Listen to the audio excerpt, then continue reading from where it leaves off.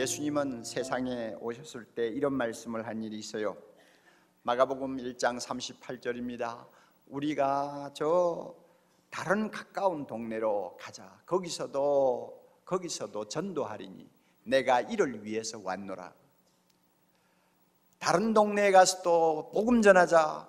내가 이것을 하기 위해서 세상에 왔다. 주님이 그렇게 말씀하시고 한평생 복음 전하는 일에 모든 것을 바쳤습니다. 그리고 십자가에서 승리하시고 이 세상을 떠나시면서 사도들과 지상교회를 향하여 마지막으로 하신 말씀, 너희는 온 천하에 다니며 복음을 전하라. 모든 족속으로 제자를 삼으라. 이렇게 명령을 하셨습니다. 그러므로 교회가 크다고 전도에 무관심합니까? 교회가 아닙니다. 믿지 아니하는 영혼이 오늘 당장 하나님의 부름을 받으면 영원한 심판을 면할 수 없는 사람들을 보면서도 그들에게 복음을 전해야 되겠다는 애절한 어떤 연민의 정이 마음에 생기지 않습니까? 우리의 마음은 병든 것입니다. 우리의 심령은 성령이 탄식하는 심령이라고 말할 수 있습니다. 그만큼 복음 전하는 것은 교회의 생명입니다. 사도행전 2장에 보면 예루살렘 초대교회가 나옵니다. 수천 명의 사람들이 예수 믿고 교회를 이루었습니다. 그런데 그들이 예수 믿고 나서 얼마나 달라졌는지 아세요? 유대인들은 돈 하면은 사죽을 못 쓰는 사람들 아닙니까? 유대인만큼 수전노가 어디 있어요? 그런데 예수 믿고 나니 예수 믿고 구원받았다는 것이 너무너무 좋아가지고 돈에서 마음이 떠나버렸어요. 그래가지고 자기 집에 있는 돈 가지다가 가난한 사람들에게 막 나누어 주는 거예요. 이런 희한한 일이 교회 안에 일어났어요. 돈보다 더 좋은 것을 발견했기 때문에 돈에서 마음이 떠난 겁니다. 믿어요, 안 믿어요, 여러분? 믿죠? 그리고는 믿는 사람들끼리 너무너무 보고 싶어서 날마다 모여요. 그래가지고는 하나님을 찬양하고 기뻐하고 기도하고. 그러니 그들의 얼굴이 얼마나 행복해졌겠어요. 이것을 누가 보았느냐? 예루살렘에 있는 사람들이 지켜보았습니다. 예수 믿는 사람 보니까 어제 그들이 아니에요. 예수님 알고 나서부터 그들의 표정은 너무나 달라졌어요. 그들의 말이 달라졌어요. 그들의 삶의 모양이 달라졌어요. 한마디로 말하면 너무너무 행복한 사람들로 변해버렸어요. 그러니까 사도행전 2장 47절에 이런 말씀이 있잖아요. 예루살렘 교인들이 온 백성으로부터 칭송을 받았다 하는 말이 있습니다. 칭송을 받았다는 말은 사람들로부터 호감을 주는 사람이 되었다는 말이에요. 사람들에게 호감을 주는 사람들이 되었다는 말입니다. 야, 저 사람 참 하루하루 살면서 지겨워서 그저 죽지 못해 사는 것처럼 보이더니 아니 예수 믿고 나더니 저렇게 밝고 행복한 사람이 되었다. 뭐가 있기는 있네. 예수 믿는 게 그렇게 좋은가? 하는 말들을 하도록 만들었다는 말입니다. 그러니까 그 다음 말씀에 뭐라고 나와요? 주께서 구원받는 사람을 날마다 더하게 하시니라. 교회로 들어오는 사람이 자꾸 많아요. 나도 한번 믿어봅시다 하고 찾아오는 사람이 많고, 예수 믿으라는 말만 하면은 그래요, 한번 믿어볼게요, 당신처럼 그렇게 행복할 수 있다면 나도 믿어볼게요 하고 교회로 들어오는 사람이 많아졌다는 이야기입니다. 여러분, 교회의 표정은 밝아야 됩니다. 교회 드나드는 사람들은 행복해야 돼요. 좀 가난해도요, 좀 성공하지 못한 구석이 있어도요, 또 어떤 면에는 몸에 아픈 데를 짊어지고 고생을 해도요, 예수 믿는 사람은 그 얼굴이 세상 사람보다 밝아야 됩니다. 행복해야 됩니다. 세상 사람들이 볼 때 우리하고 좀 다르다 하는 것을 느끼도록 해야 합니다. 그래야만이 우리를 통해서 복음이 전해질 수 있어요. 우리 말을 그들이 귀담아 들을 수 있을 것입니다. 오늘 우리가 읽은 에베소 본문을 보면 사도 바울이 예수 믿고 하나님의 자녀가 된 이 구원받은 축복을 얼마나 기뻐하고 감격해 하는가를 우리가 읽을 수 있어요. 그는 지금 감옥에 있습니다. 로마 감옥에 앉아 있어요. 자기가 3년 동안 애써서 개척한 에베소 교인들을 늘 마음에 두고 그리워하고 있었습니다. 그러다가 어느 날 기회를 얻어서 그들에게 보내는 편지를 쓰기 시작했습니다. 차가운 감옥 바닥에 앉아서 펜을 들고 글을 쓰는 것입니다. 글을 쓰는데 그가 쓰고 싶은 말이 뭐냐면 하나님이 우리를 구원해 주신 이 은혜가 얼마나 기가 막힌 복인가 하는 것을 에베소 교인들에게 지금 말하고 싶은 것입니다. 그 말을 쓰려고 펜을 쓰는데 첫 마디가 뭔지 알아요? 찬송하리로다. 이 말은 하나님이여 영광을 받으시옵소서. 찬송하리로다. 하나님이여 하나님이 영광 받으시옵소서. 이렇게 좋은 복을 우리에게 주시다니 하는 말이에요. 그래서 찬송하리로다. 하나님 곧 우리 주 예수 그리스도의 아버지께서 그리스도 안에서 우리에게 복을 주시되 하늘에 속한 신령한 복을 우리에게 주셨도다. 이 말을 하고는 그 다음에 이 복들이 어떤 복인가를 막 써내려가는데요. 막 가슴에서 막 그냥 샘이 터져 나오듯이 그냥 막 썼어요. 단숨에 써내려갔어요. 너무 흥분해가지고 막 정신없이 써내려갔어요. 써내려가다 보니까 문장을 끊을 틈이 없었어요. 막 연달아 쓰다 보니까 3절부터 14절까지 통으로 한 문장으로 썼어요. 여러분 성경 보세요. 3절부터 14절 우리나라 번역에는 그저 알아듣기 쉽게 그냥 딱딱 끊어서 몇 절 했지만은 원문에는 그냥 한 통 한 문장이에요. 너무 흥분해가지고 막 써내려간 겁니다. 그 내용을 보면 무엇이 하나님이 주신 복이냐? 하늘에 속한 복이요, 신령한 복이요. 이 두 마디 말로 딱 표현합니다. 하늘에 속한 복이요, 신령한 복이요. 하늘에 속한 복이 뭐예요? 말 그대로 땅의 복이 아니라는 말입니다. 땅에서 우리가 세상을 살면서 뭐 얼마 동안 손에 쥐고 누리는 그런 복이 아니고 하늘나라 가서만이 누릴 수 있는, 하늘나라에서 구원받은 백성만이 누릴 수 있는 복이다 그 말입니다. 신령한 복은 뭡니까? 이것은 말 그대로 육적인 복이 아니라는 말입니다. 고린도전서 15장 44절 육의 몸으로 심고 신령한 몸으로 다시 사나니 육의 몸이 있은즉 또한 신령한 몸이 있느니라.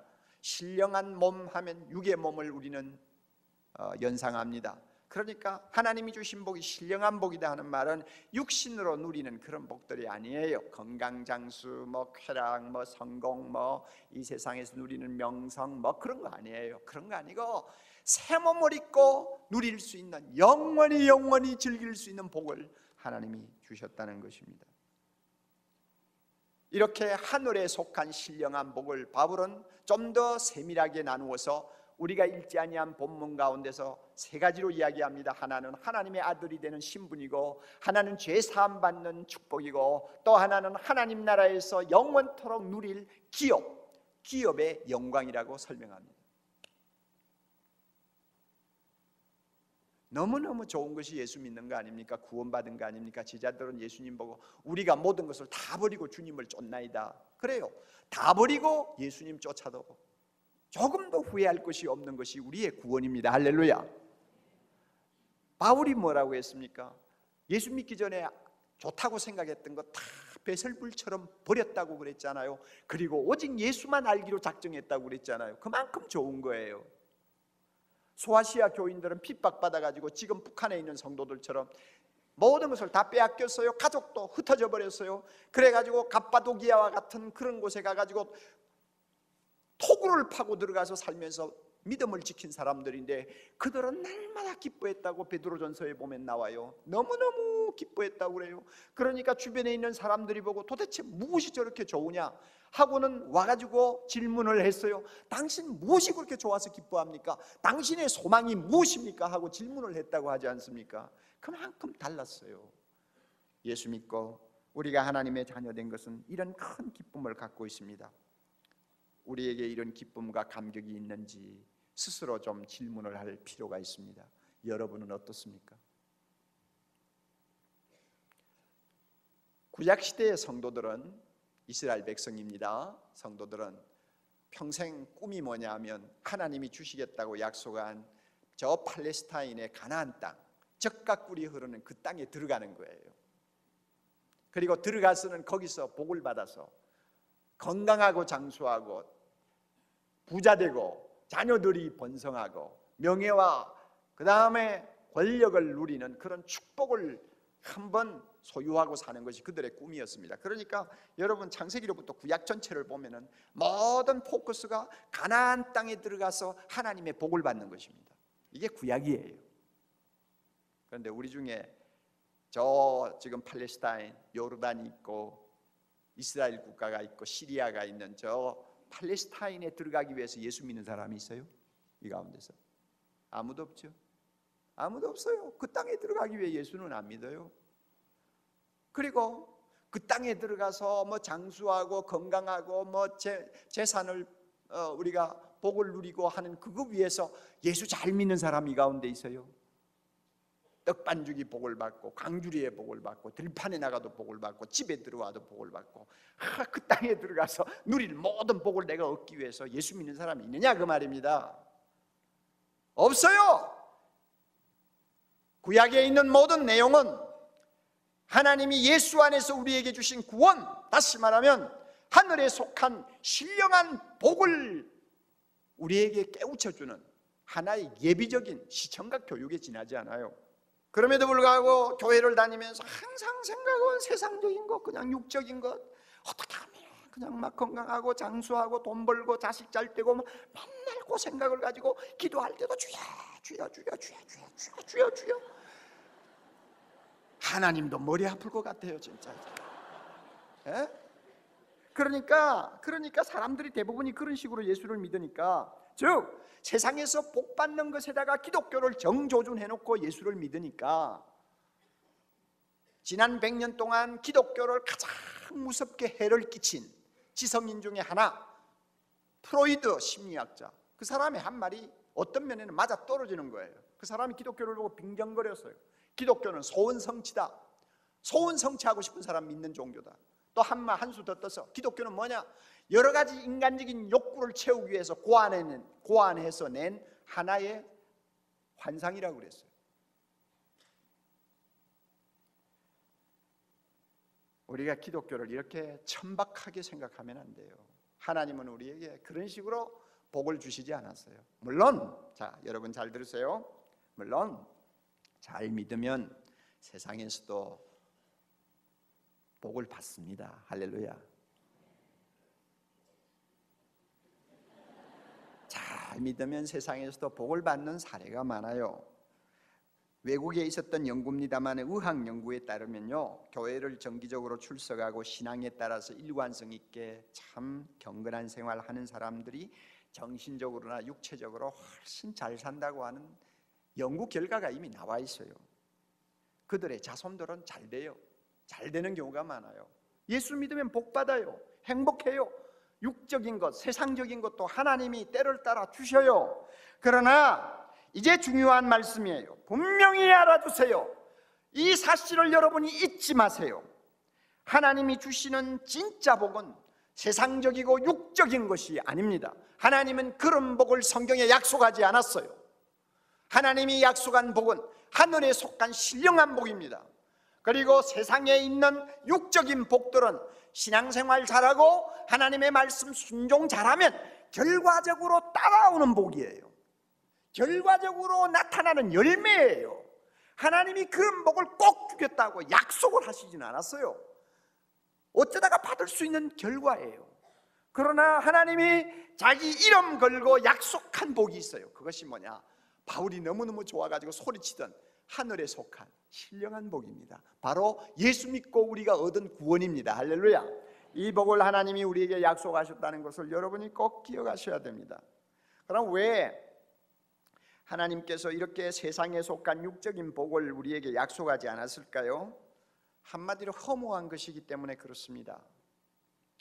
하나님은 솔로몬이라는 위대한 왕을 들어서 세상적이고 육적인 모든 복이 얼마나 허무하고 참 우리가 마음을 줄 수 없는 것인가를 발가벗겨 놓듯이 전부 다 폭로했어요.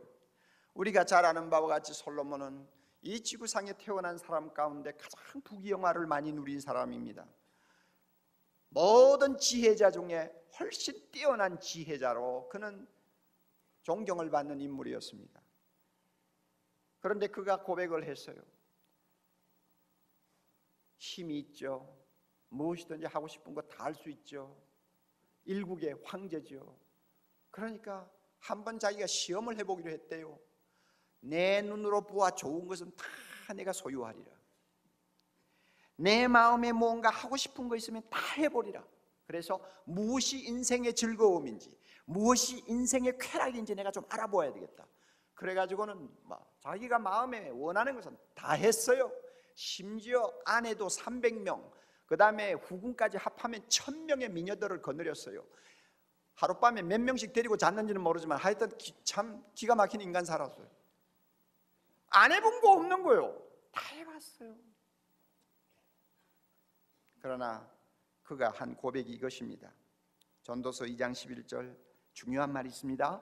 그 후에 본적, 다 해놓고 다 맛을 보고 모든 것을 다 손에 쥔 다음에 본적, 그 말입니다. 본적, 다 본적.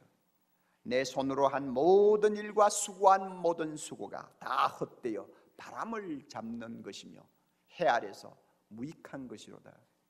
바람 잡는 것이었대요. 여러분 바람 한번 잡아봤어요? 한번 잡아볼래요? 잡았어요? 없어요? 잡았어요? 잡는 순간 빠져나가요. 한번 잡아봐요. 자, 잡아봐요. 한번 잡아봐요. 바람 한번 잡아보세요. 태풍 불어올 때 한번 나가서 두 팔 들고 한번 잡아보세요. 여러분 손에 뭐가 잡히나? 순간적인 쾌락, 그 명성, 그 부요, 그 모든 눈에 보이는 아름다운 것들 다 지나고 보니 바람 잡는 거라. 솔로몬이 상당히 지혜로운 것 같았는데 사실은 좀 어리석은 사람이에요. 경험을 하기 전에 미리 알아야 되는데 다 해놓고 나서 알았다고 그럽니다. 이게 사실은 인간이에요. 다 해보고 나서 알아요. 헛되다는 걸요. 그래서 참 우리 주변을 보면 인생이 또 육적이고 세상적인 모든 복들이 얼마나 허무하고 무가치한 것인가를 깨닫는 것이 너무너무 어렵다는 것을 많이 봅니다. 10대와 20대 때는 마치 영원히 살 것처럼 우리는 행동하면서 인생을 살지 않아요? 그리고 30대, 40대 되면은 경력을 쌓고 성공이라는 저 목표를 향해서 달려가기에 급급해가지고 인생의 의미조차 생각해 볼 틈이 없이 살다가 보내지 않아요? 50대가 되면 좀 생각을 할 만한데도 50대가 되었는데도 굽이쳐 흘러가는 세월의 그 급류 소리를 듣지 못하고 50대도 넘겨버릴 때가 많아요. 그러다가 이제 60이 넘어갑니다. 머리에 흰 서리가 앉고 얼굴에 주름이 패이고 뱃살이 두터워지고 숨이 가파지고 자기도 모르게 내가 젊었을 때는 말이야 하는 말이 자꾸 튀어나오는 그 때가 되면 비로소 인생이라는 거 별거 아니구나, 비로소 좀 깨닫는단 말이야. 솔로몬처럼 그 후에야 깨달아. 이게 인간이에요. 그러니까 이런 늦게 깨달았든 빨리 깨달았든 인생의 진면모, 세상에 있는 육적인 것을, 육적인 곳의 그 실체를 우리가 보기 시작하면은 허무함이 그냥 가슴을 쓸어가는 거예요. 그래서 머리 똑똑하고 좀 감성이 예민한 사람들은 못 견뎌서 극단적인 행동을 취합니다.